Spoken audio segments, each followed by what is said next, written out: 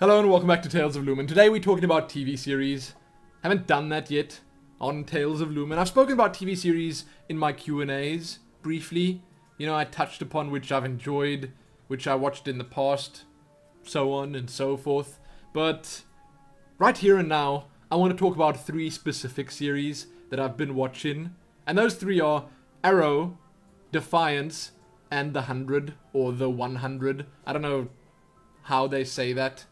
But those 3, I just last night finished watching Arrow's 2nd season.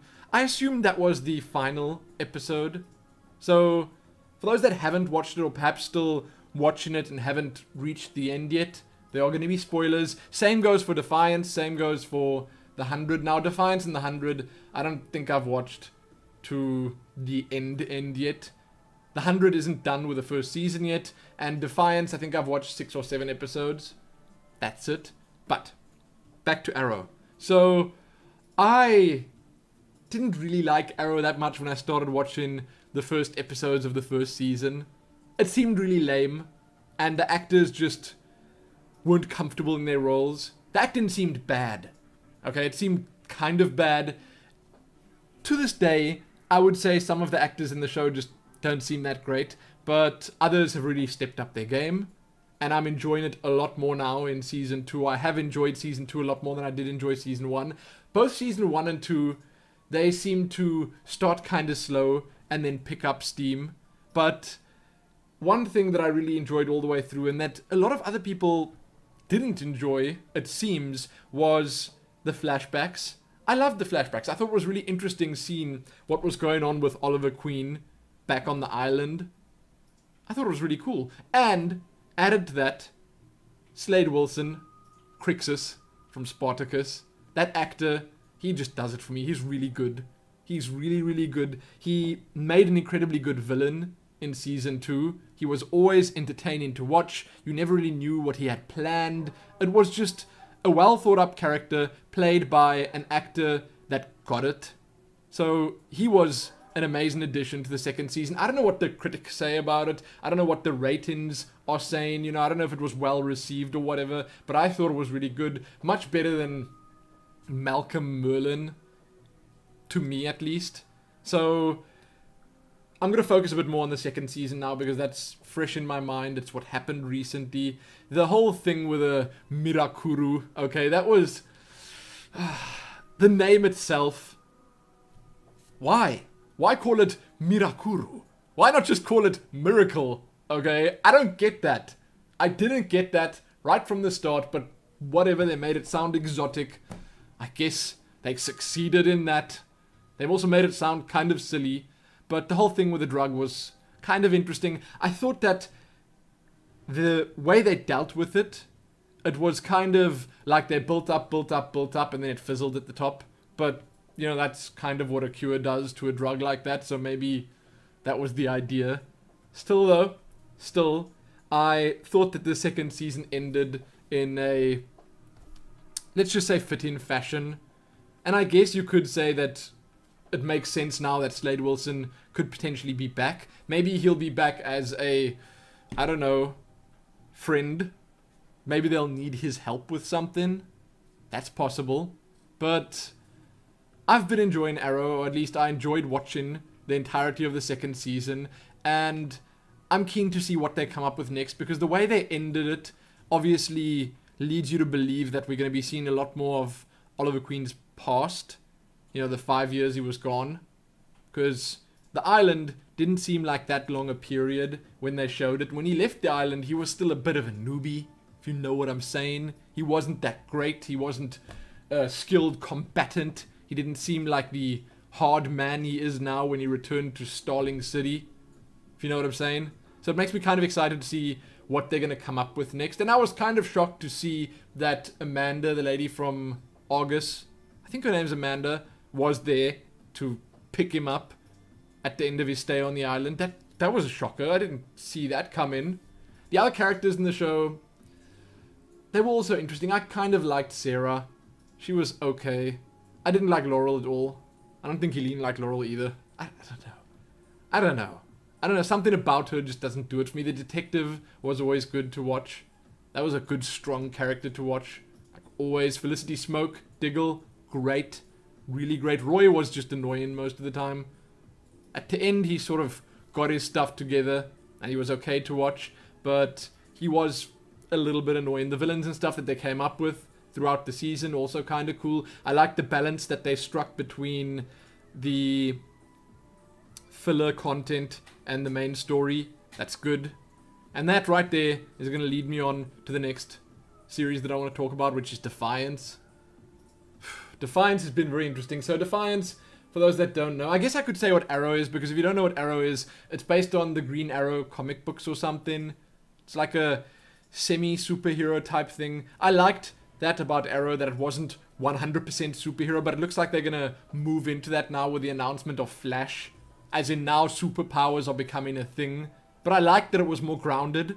Sort of like a Batman type movie where not everyone is just superhuman or whatever. But, okay. Moving on to Defiance. Defiance feels like the main story is being told too loosely. I'm really enjoying it. You know, Nolan, the main character, Irissa, I think. That's his daughter. The redhead girl with a funny nose. They're good to watch. They're fun, they're entertaining, and the show itself, for those that don't know, is basically that something bad happens on Earth, you know, it's like a post-apocalyptic kind of thing, and then the planet gets terraformed somehow, and all these different alien races move into it or onto it, and then the humans and all these other races have to get along, but then there's one big group of baddies called the Volge or something. They kind of want to kill everyone. I don't know. Okay, I'm still watching. I've only watched 5 or 6 or 7 episodes, and it's okay. You know, it's kind of low budget as far as I can tell, but when I heard that the people or the minds behind Battlestar Galactica were in on this, they were the ones setting this up in at least some way, shape, or form, then I was like, okay, this deserves my attention. So I watched some of them, still watching it. It's okay. To me, the one thing with Defiance that I don't like that much is that all the episodes feel like fillers. Every single one of them. And then they just throw like a tiny little bit of story in. Like the main story seems to be this artifact that was found underneath the town of Defiance. And it's got something to do with the grand scheme of things. I don't know. And it kind of ties a lot of the different characters in the series together. The family of miners, which I must say I quite like. It's good watching them. And then the other family of gangsters and thugs with white hair. I don't know the names, okay? I don't know the names. They're all sort of tied together. Then there's that silly old lady who's threatening everyone. I don't know how everyone is so scared of her. She's a silly old lady with a breathing helping apparatus. Why? I don't get it. Maybe everyone's just too afraid to hit the old lady. I don't know. Maybe they just don't suspect what she's up to yet. But it seems so obvious. Anyway. It's been interesting. Defiance has been interesting. I really enjoyed watching the episodes that had to do with the Raiders. So Irissa's people. I don't know the names again. I don't know the Defiance terminology. Not watched enough of it to know. But the series has been kind of interesting thus far. And I do think it's something that I'll keep watching. You know, I'm not going to write it off or anything. But like I said, it does at times feel a little cheap. You know, if you compare the production value of that to some other episodes, it's definitely much lower. It also tied in with a game which didn't do very well. So I'm assuming that the TV series might suffer because of that, or perhaps did suffer because of that. I don't even know if it's coming back for more seasons. We'll see. But you guys can let me know what you think of Defiance, because more so than Arrow, I'd love to hear your input, seeing that I'm still watching it. Let me know what you think. Which characters do you like? Which episodes have been your favorite thus far? Some of the characters in the show I really want to see or hear more about, because they're much more interesting than some of the others, but we don't get that. Anyway. Last show that I want to talk about is The 100. That's probably the most interesting of the three, in that it's been the least predictable. So I've been enjoying it. I've watched 9 episodes already. I think I'm up to date with the episodes. And I gotta say that I was surprised multiple times throughout. So firstly, some of the actors, the younger actors in there. Okay, let me take a step back. What the series is about, The 100, for those that don't know, is about the human race surviving an apocalypse on Earth. So there was like a nuclear war or something. Everyone on the planet was killed, and some people made it to space.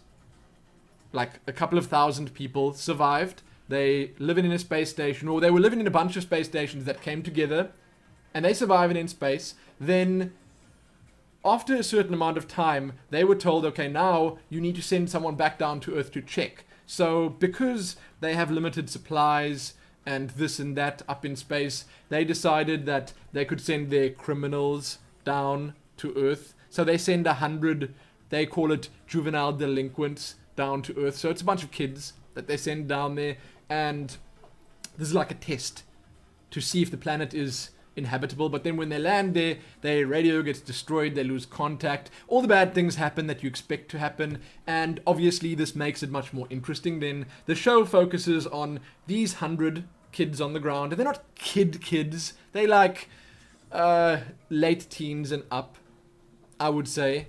So it's not youngins, although there are a couple of them. It's mostly older people, and it focuses on them, but it also focuses on the Ark ship, or whatever it's called, floating in space with the other human survivors on. So for the first half of the series, they don't know that these 100 actually survived, so there's no contact between them, but they're still telling both stories at the same time, and it's interesting that way, because it takes a good couple of episodes before this actually happens. They make contact somehow, and I'm not going to spoil all the specifics for you, and then things once again just heat up. So now the human race can live on Earth, but there are challenges to doing so. There are bad things that happen. There are bad people down there that are called the Grounders, and it's all really cool, if you ask me. But one thing that kind of brings it down is some of the characters seem really annoying already right from the start. From the first episode, there are a couple of characters that you just want to punch. And it's not even the bad characters that you want to punch. Some of the good characters. The ones that you're supposed to like. The cool dudes and such. Speaking of cool dudes, there's a guy called Finn in the series. That guy, every time he's on the screen, every time he opens his mouth, I want to just like stop the episode. I'm like, no. Enough of him. Enough. I don't enjoy his acting, him at all. At first, okay, when I first started watching, I guess you could call it baddie that they introduce, his name is Bellarmine Blake. He's like the rebel kid who takes control of the 100. He kind of does it in a very brutish fashion. He's down there for murdering someone who he didn't actually murder. I'll get to that. But at first, he seems really annoying, him and his lackeys and stuff. But then, as the series matures and the characters, you know, have their stories fleshed out, you see why he's down there, and you start to understand what's actually going on. You understand the character better, and suddenly, he's much more pleasant to watch. He's, in my honest opinion, one of the best characters now, 9 episodes in. I love watching him. It's good stuff. Good stuff. So, the series surprises me quite often, and that's what I like about it. They're not afraid to kill characters off. That's good. That's really good. They're not afraid to take chances with, like, I don't know, things that I suppose wouldn't fly on other shows, would enrage people or whatever. So, it's kind of racy like that. They kind of do interesting things with a series like that, and I was impressed. And because of that, I think the series is going to do quite well. I don't know how, again, it's doing with the views and the ratings and how the critics received it and all that stuff, because it's important, obviously, for it to be renewed and stuff, but I have been enjoying it. I must say that it is kind of action-packed. There's always something interesting going on, and now that the 100 on the ground are in contact with the grounders, the baddies on the ground, and you can see that there are good grounders and bad grounders, and there are obviously good humans humans. They're all humans, obviously, but some of them were radiated and stuff. You know, it's good. There's a lot going on, and it's good. Now, in the last couple of episodes that I watched, the people up in space were trying to get their act together, and they were sort of trying to launch a ship down, a Exodus ship or something, down to the ground to send supplies and backup down to these children that are on Earth trying to survive. But then things obviously go wrong, things get interesting, and I gotta say, I'm super excited about the next episode.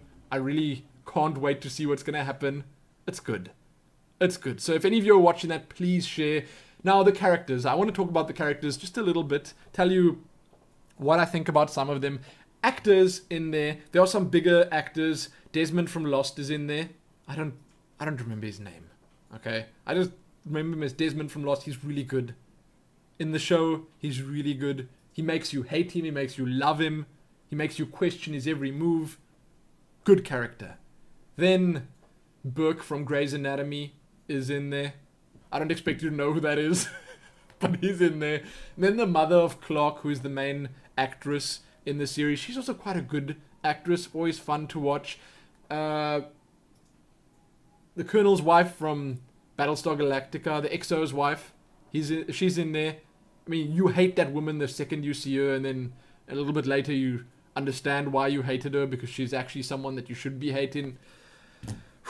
Then on the ground, I mean, those are just some of those that are up in space. Then on the ground, the kid actors, they're all relative unknowns. Like, I don't think I've seen them before in any other series or movies or whatever. Maybe I have. I mean, it's possible that I have, and I just don't know.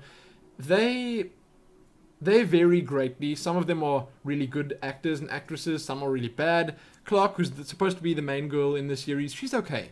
You know, she's just okay. She's very plain, as in, you kind of always know what she's gonna do. Then there's that Finn dude who I don't want to talk about. Bellarmine Blake is really cool. It's good watching him now. If you ever watch it, you understand what I mean by him taking you on an emotional roller coaster. It's very good. Then there's the girlfriend of Finn, who actually only comes down a bit later, and in my honest opinion, she's one of the best characters.